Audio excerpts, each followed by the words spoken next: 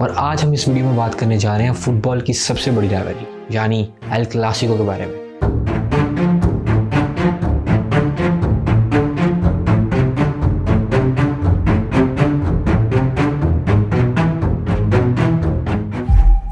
आपने कभी ना कभी बार्सिलोना या रियल मैड्रिड का नाम तो सुना ही होगा और शायद आप उसके फैन भी हों, पर जब भी ये मैच होता है, ये टीमें आमने सामने आती हैं तो सारी दुनिया की नज़रें सिर्फ इसी मैच पे होती हैं। ये सिर्फ एक मैच नहीं है, एक कहानी है, एक लड़ाई है जो कि काफ़ी सालों से लड़ी जा रही है। तो आइए जानते हैं ये सब शुरू कैसे हुआ।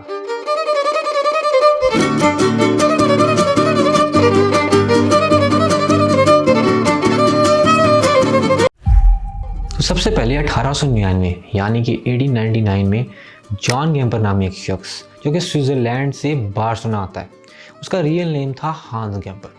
वो बार्सिलोना में जब आता है और वहाँ पर आके देखता है कल्चर फुटबॉल के रिलेटेड, वो काफ़ी ज़्यादा इम्प्रेस होता है और देखने के बाद उसको एक आइडिया आता है। वो वहाँ की लोकल न्यूज़पेपर में जाके एक आर्टिकल पोस्ट करता है, इसमें वो लिखता है कि क्या कोई फुटबॉल खेलने में इंटरेस्टेड है तो मुझसे कॉन्टैक्ट करें। उस टाइम फुटबॉल अभी ग्रो हो रहा था और काफ़ी लोकल्स लोगों ने उसके ऐड को देखा और देखने के बाद जॉन गैम्पर के साथ रब्ता किया।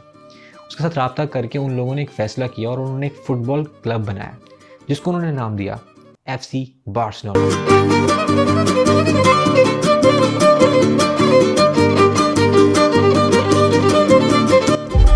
इसके बाद FC बार्सिलोना ने काफ़ी ज़्यादा लोकल टूर्नामेंट्स में हिस्सा लेना स्टार्ट किया और देखते ही देखते स्पेन के लोगों को FC बार्सिलोना के बारे में पता चलना शुरू हुआ। खास करके बार्सिलोना के लोग बार्सिलोना को काफ़ी ज़्यादा पसंद करने लगे थे क्योंकि ये कैटलान के लोगों की एक पहचान बन चुका था।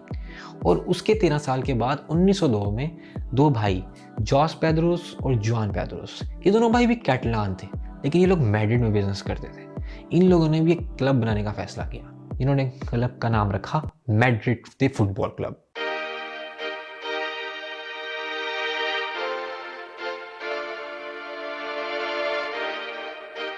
उन्नीस 1902 में ही मैड्रिड क्लब ने अपना पहला कंपटीशन में हिस्सा लिया जिसका नाम था कोपा दे ला कॉन्सेसियोन और इसी कंपटीशन में FC बार्सिलोना भी पार्टिसिपेट कर रहा था। FC बार्सिलोना पहले ही काफ़ी ज़्यादा फेमस था और यहीं से इनका पहला मैच और ये आमने सामने फर्स्ट टाइम हिस्ट्री में हुए और उस मैच को बार्सिलोना ने 3-1 से जीत लिया था।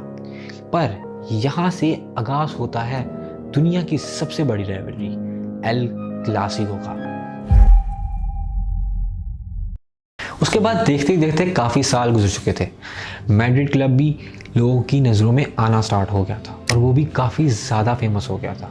मैड्रिड के लोग इस क्लब को बहुत ज़्यादा पसंद करते थे और उसी टाइम स्पेन के किंग अल्फोंसो ने इस क्लब को एक न्यू नेम दिया जिसको नाम दिया गया रॉयल यानी रियाल।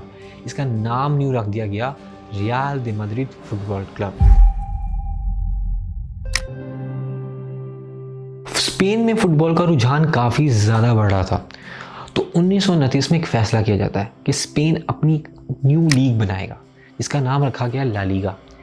ला लीगा आने की वजह से काफ़ी ज़्यादा टीम स्पेन में उभर के निकली जिसमें सबसे ज़्यादा FC बार्सिलोना और रियल मैड्रिड टॉप पे थी क्योंकि स्पेन के टॉप क्लब्स बने थे। उस पर पहले सिर्फ लोकल टूर्नामेंट्स में ये लोगों का आमना सामना होता था, अब इनका लीग में आमना सामना होना स्टार्ट हुआ और देखते ही देखते यहाँ से राइवलरी और ज़्यादा बढ़ गई। डिफरेंट न्यू क्लब्स बने जैसे एथलेटिको मैड्रिड, विलारियल और भी डिफरेंट क्लब्स स्पेन में निकल के आए। तो यहाँ तक तो सिर्फ मैचेस की बात, पर यहाँ से राइवलरी जस्टिफाई नहीं होती। बार्सिलोना और रियल मैड्रिड ने आपस में काफ़ी मैचेस खेले थे पर कभी वो वाली राइवलरी नहीं थी आपस में। पर ये स्टार्ट कैसे हुई तो उसको जानने के लिए हमें समझना पड़ेगा बार्सिलोना एक कैटलोनियन सिंबल है। कैटलोनिया के लोग वो लोग थे जो कि अपनी लैंग्वेज को, अपनी आइडेंटिटी को प्रोटेक्ट करते थे।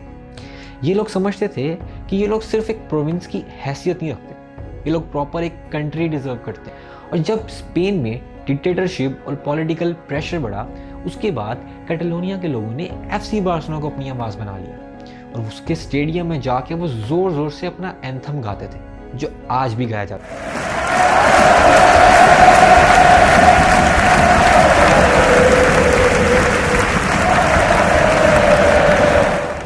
उसके बाद दूसरी तरफ था रियल मैड्रिड जो कि स्पेन के कैपिटल का क्लब था और नेचुरली ये सेंट्रल गवर्नमेंट और स्पेनिश मोनोपोली का रिप्रेजेंटेटिव बन गया था।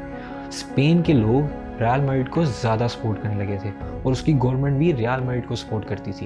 और दूसरी तरफ बार्सिलोना जो कि कैटलान के लोगों को सपोर्ट करती थी। तो ये देखते देखते ये राइवलरी और ज़्यादा बढ़ गई। स्टेडियम में जब भी मैचेस होते थे तो ये फ्रीडम वर्सेस पावर बन जाता था। उसके बाद आता है 1930s का दौर, जहाँ पर जनरल फ्रांसिस्को फ्रैंको पावर लेते हैं और स्पेन में डिक्टेटरशिप आ जाती है। और ये काफ़ी ज़्यादा कंट्रोवर्शियल है क्योंकि कहते हैं जनरल फ्रांसिस्को फ्रैंको ने रियल मैड्रिड की काफ़ी ज़्यादा फेवर की थी। तो कभी इसके बारे में डिटेल में बात करेंगे, तो प्लीज़ सब्सक्राइब।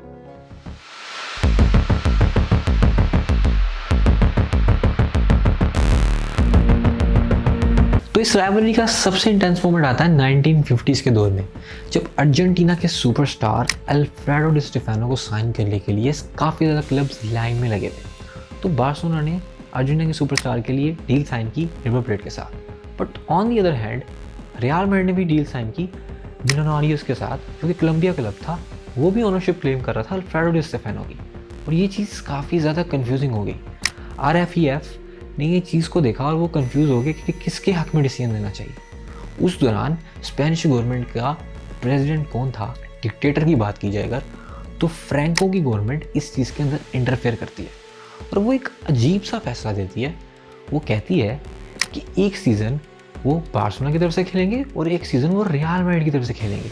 बार्सिलोना ने सबसे पहले उस प्लेयर के लिए बात की थी, तो वो लोग इस चीज़ के हक में खड़े थे कि प्लेयर की बात ही अगर हमने की है तो हमें मिलना चाहिए। दूसरी तरफ रियल मैड्रिड भी ये चीज़ क्लेम कर रही थी कि हमने सबसे पहले बात की है। और ये चीज़ देखते हुए कैटलान के लोगों को बहुत गुस्सा आ गया। वो बार्सिलोना के ऊपर प्रेशर जमाने लगे। उस टाइम के प्रेसिडेंट क्रेटो ने इस डिसीजन को मना कर दिया और उसके बाद उनको रिज़ाइन देना पड़ा। और क्या होता है कि alfredo D Stefano real Madrid के क्लब के को ज्वाइन कर लेते हैं और रेस्ट इज़ द हिस्ट्री। जब alfredo D Stefano real Madrid के लिए साइन करते हैं, उसके बाद वो रियल मैड्रिड को लगातार 5 European titles, 8 La Liga titles जितवाते हैं, जिसमें आज तक इस चीज़ के बारे में बोला जाता है कि उस टाइम FC बार्सिलोना के लोगों का दिल टूट गया था और वो उनके लिए सबसे हार्ट ब्रेकिंग और सबसे कंट्रोवर्शियल भी था। तो इसके बाद 1974 में Dutch legend John क्राइफ Barcelona join करते हैं। ये वही थे जिन्होंने एजेक्स जैसी टीम को 3 लगातार यूरोपियन टाइटल्स जितवा दिए थे। यूरोपियन टाइटल्स जिसको आजकल हम लोग चैम्पियन लीग कहते हैं, इनको 3 लगातार जितवाई थी उन्होंने। उस टाइम ये चीज़ अपने आप में बहुत बड़ी बात थी, यूरोपियन टाइटल्स जीतना। और जब जॉन क्राइफ बार्सिलोना में आते हैं तो वहाँ पर वो आके एक प्रॉपर सिस्टम बना देते हैं। वो भले आए एज अ प्लेयर थे, बट उनका स्टाइल ऑफ प्ले, उनकी आइडियोलॉजी लेके बार्सिलोना खेलना स्टार्ट करती है और रियल मैड्रिड को उनके होम ग्राउंड पे जाके 5-0 हराती है। वो दिन आज भी कैटलान के लोग नहीं भूल सके। वो दिन को काफ़ी ज़्यादा सेलिब्रेट किया गया था। और उसके बाद जॉन क्राइफ क्लब के अंदर अपनी एक सोच बदलते हैं, एक कल्चर बनाते हैं। वो कहते हैं सिर्फ एक क्लब नहीं है, एक कल्चर है, और क्लब को एक प्रॉपर सिस्टम बना के देते हैं। और यही है आज तक FC बार्सिलोना जॉन क्राइफ की आइडियोलॉजी पे बेस्ड है, उसकी आइडियाज़ पे चल रही है, उसके सिस्टम पे चल रही है। और उसके बाद वो लोग ला मैसिया एकेडमी क्रिएट करते हैं, वो भी आज तक जॉन क्राइफ के आइडियाज़ पे बेस्ड है।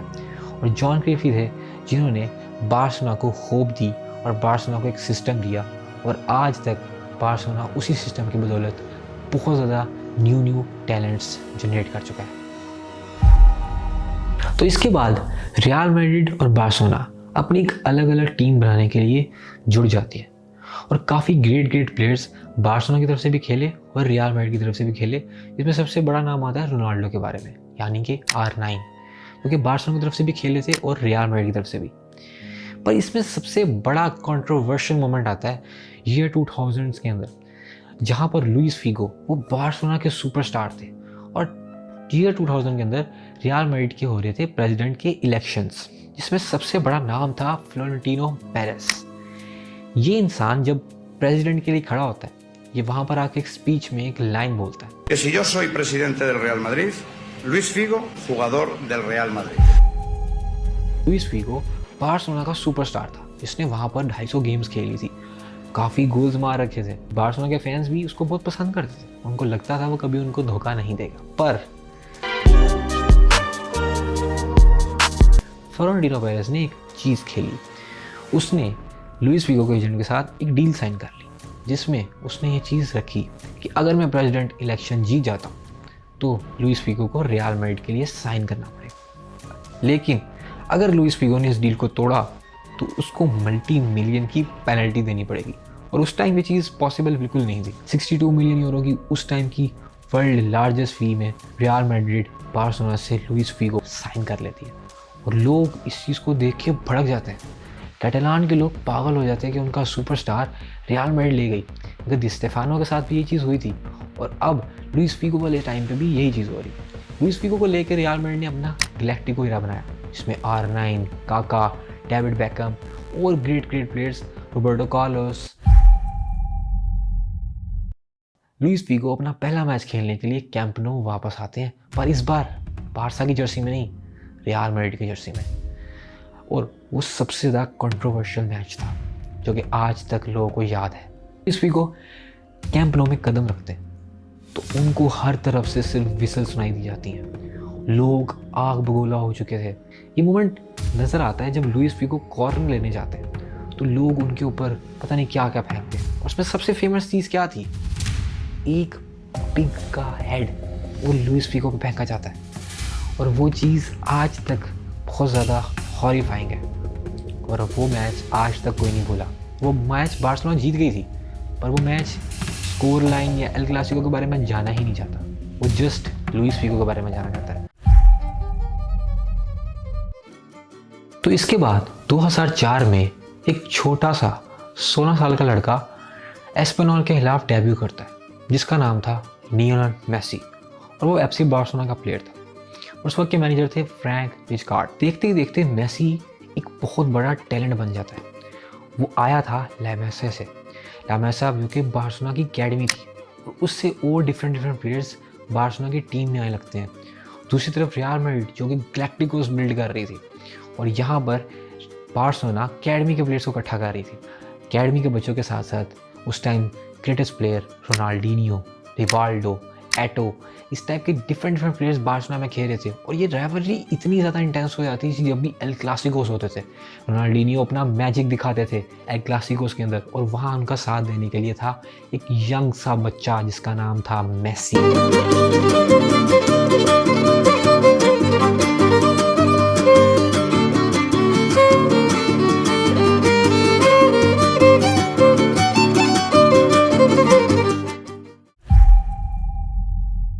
2009 में जब पेप गार्डियोला आया, उसने बारसा के सबसे टॉप प्लेयर्स को टीम से निकाल दिया, जैसे कि रोनाल्डिनियो, डेको। एटो को भी वो पसंद नहीं करता था, पर एटो काफ़ी टाइम तक खेलता रहा बारसा में।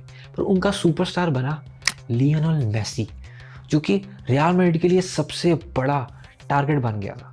वो लोग समझते थे कि लियोनेल मेसी एक दहशत है, और वो उसके कंपटीशन में एक ऐसा प्लेयर लाना चाहते थे जो कि उस वक्त का यंगेस्ट प्लेयर हो और सुपरस्टार हो। तो वो लोग लेके आए क्रिस्टियानो रोनाल्डो को मैनचेस्टर यूनाइटेड से 94 मिलियन के ट्रांसफर के अंदर। 1, 2, 3।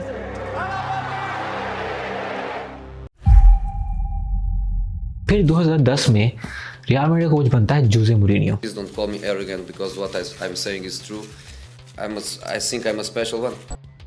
जोसे मूरिन्हो रियल मैड्रिड का कोच बनता है तो वो बार्सिलोना के खिलाफ फिर भी कुछ नहीं कर पाता। बार्सिलोना का एक फेमस मैच होता है अल्मेरिया के खिलाफ, जिसमें वो उनको 8-0 हराते हैं, और रोनाल्डो से पूछा जाता है एक प्रेस कॉन्फ्रेंस के अंदर कि उन्होंने अल्मेरिया को 8-0 हराया, आपके साथ एल क्लासिको है अगले वीक, तो क्या वो आपको भी इतने गोल मारेंगे? उन्होंने कहा हम अल्मेरिया नहीं है, हम रियल मैड्रिड है। जब रियल मैड्रिड की तरफ बार्सिलोना ने खेला तो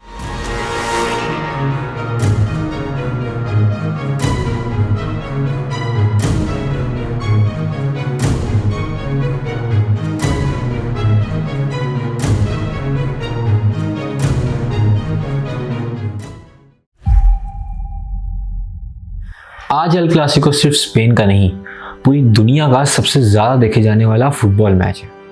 जब भी बार्सिलोना और रियल मैड्रिड आमने सामने आती हैं तो फुटबॉल फैंस के इमोशंस हिल जाते हैं, क्योंकि ये मैच सिर्फ प्लेयर्स के दरमियान नहीं होता।